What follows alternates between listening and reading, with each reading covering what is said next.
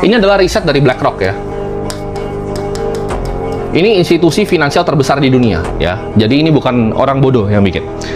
Di sini kita bisa lihat ada 10 hari return dan 60 day return ya.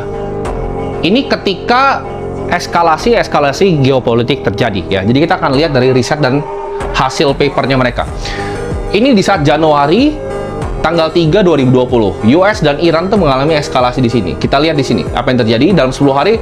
S&P 500 1%, gold 1%, dan Bitcoin itu 17% ya.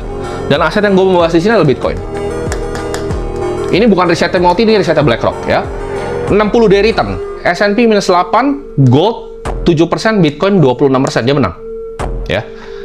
COVID, Bitcoin turun paling jauh ya. Tapi lihat, ini kan 10 hari nih. Setelah 60 hari, dia paling tinggi ya.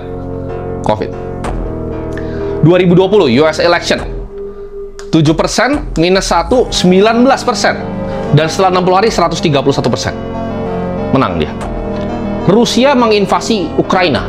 Ini perangnya waktu itu orang geger semuanya, takut. Kenapa? Karena waktu itu banyak sanctions yang keluar. Ketika oligarki Rusia itu lagi ngumpul, tiba-tiba yachtnya di London itu langsung disita gitu. Akhirnya banyak dari teman-teman Rusia di sini yang pindah kemana? Pindah ke Bali ya. Kita bisa lihat di sini juga S&P return 0, 10 hari pertama 10% Bitcoin ya. 60 day minus 2 dan 4%, dia masih menang juga. Di saat Rusia invasi Ukraina. US itu mengalami regional banking crisis ya. Yang waktu itu ada beberapa bank yang meltdown, akhirnya diakuisisi sama bank-bank yang lebih besar. Bank-bank yang banyak tadinya untuk service klien-kliennya di venture capital. Apa yang terjadi? S&P minus 2, Bitcoin plus 27%. Dan Bitcoin plus 25% setelah 60 hari ya. US global tarif ya, deklarasinya minus 5, S&P 0, 23% ya. Jadi secara data 60 day return BTC setelah krisis, kita sebutnya geopolitik, itu menghasilkan return terbaik ya. Jadi aset pertama yang menurut gue bagus di saat krisis seperti ini adalah Bitcoin ya. Kita sekarang mikir ya, ketika Iran sekarang lagi krisis, ini eskalasi tahun 2020 ya, tapi kan sekarang kita lihat eskalasi lagi.